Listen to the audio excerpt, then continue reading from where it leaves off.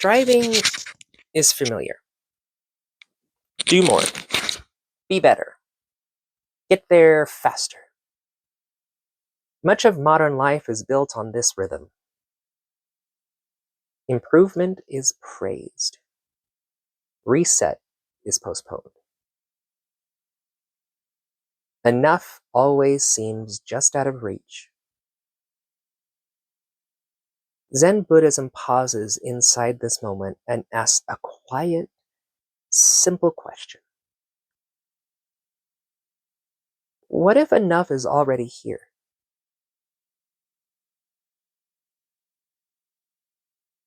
The practice of enough is not about giving up.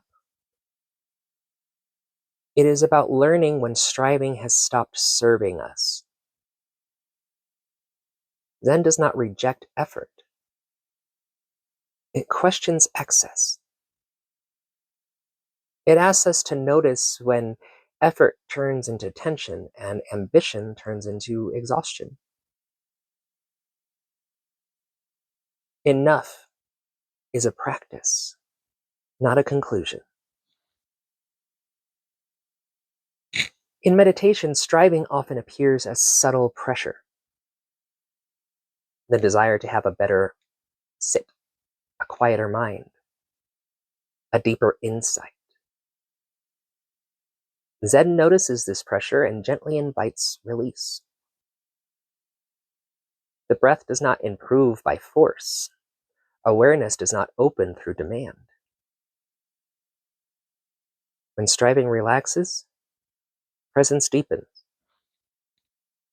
Zen Buddhism teaches that suffering increases when we believe we are always behind where we should be, behind who we should be. The practice of enough interrupts this belief. It allows us to experience this moment without measuring it against an imagined standard. Enough doesn't mean nothing can change.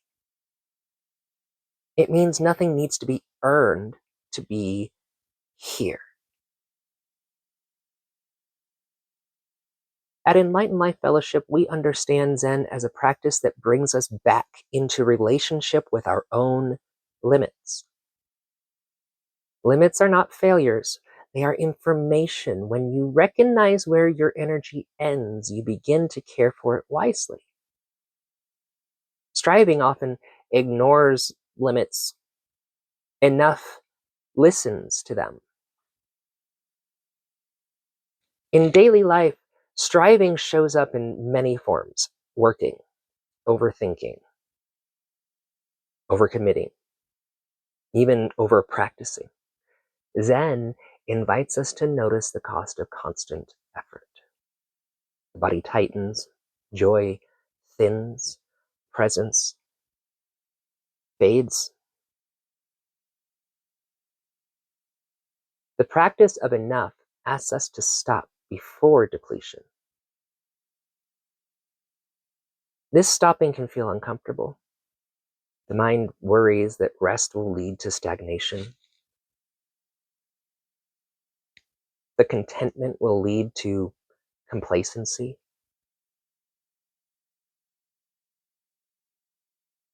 Zen gently challenges this fear.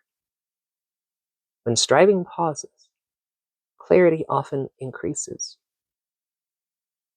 You see what actually matters. You respond rather than push. Enough creates space. In Buddhism, the middle way teaches balance, not indulgence, not deprivation. Enough lives here. It is the point where effort meets ease, where intention remains but force falls away. You still care. You still engage, but you no longer grind. The practice of enough also softens comparison. When you stop striving to match others, you return to your own rhythm. Zen practice honors this rhythm. Your pace is not wrong because it differs. It is simply yours. Enough allows authenticity. In meditation, you practice enough each time you sit without expectation. You breathe without trying to improve the breath. You notice thoughts without trying to eliminate them. This simply teaches the nervous system that it does not need to perform to be safe. Safety emerges from presence, not achievement. In relationships, the practice of enough may look like not explaining yourself endlessly, not trying to be everything, not fixing what is not yours to fix.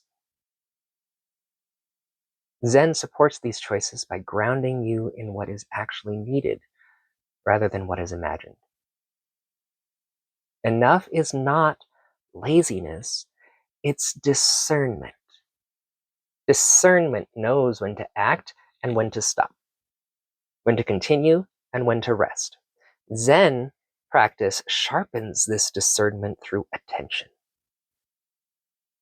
The more present you are, the clearer enough becomes. Striving often comes from fear. Fear of falling behind.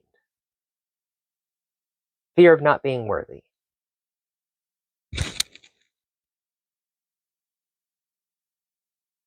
Zen doesn't shame this fear. It meets it gently. When fear is met with awareness, it loosens. Striving loses its urgency. You realize you are already included. The practice of enough does not eliminate growth. It changes how growth happens. Growth becomes organic rather than forced. It unfolds through consistency rather than pressure. Zen trusts this unfolding. You do not need to push life forward. Life is already moving. Learning when to stop striving is an act of kindness. Kindness toward your body, kindness toward your attention, kindness toward the life you are actually living rather than the one you think you should be living. Enough is not a finish line. It is a return. Again and again. Each time you notice the tension soften. Each time you choose rest over excess. Each time you allow this moment to be complete without improvement. Zen practice supports these returns quietly. The practice of enough invites you to live from sufficiency rather than lack. To trust that presence is not wanting at the end of effort. It's already here. And when you let yourself feel that, striving relaxes, attention settles.